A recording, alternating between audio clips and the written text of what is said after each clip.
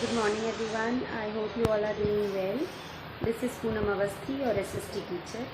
Today in this class we are going to revise topic Directive Principles of State Policy from the chapter Ideals of our Constitution. So here we go. Directive principles are those ideals which are meant to be kept in mind by the state when it formulates policies and enacts laws.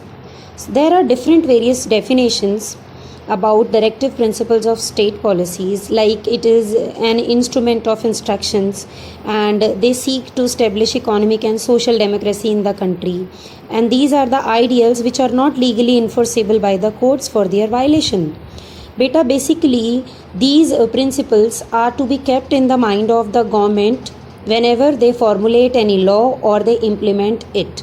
So these principles are very important as they give directions to state to achieve the following aims for the welfare of the people. So what are the aims? Their aim is to secure economic and social justice to all the people. They try to secure economic and social equality also for the people. They aim to establish a welfare state in India. So basically we can classify these principles into three types. What are those? Socialistic principles, Gandhian principles, and liberal intellectual principles. So what are these principles?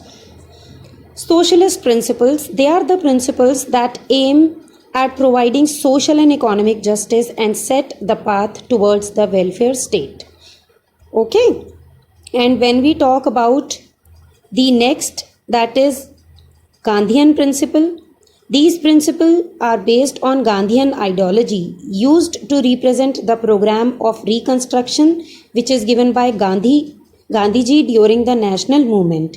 And under this, for example, promotion of cottage industries under this, or promotion of voluntary formations or voluntary organization, and promotion of education, and there should be support to the minor section in the society. These kind of Gandhian dreams are inculcated into this.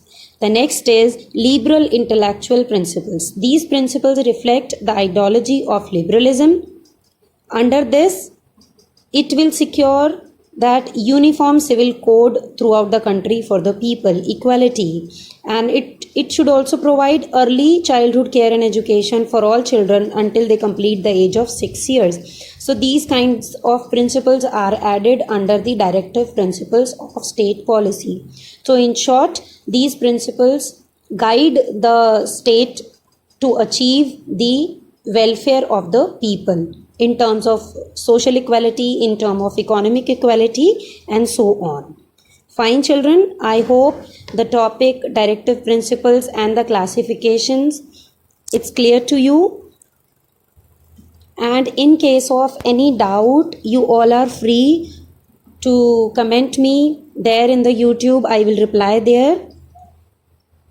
Okay children, this is it for today. Thank you so much for watching. Keep watching, keep learning.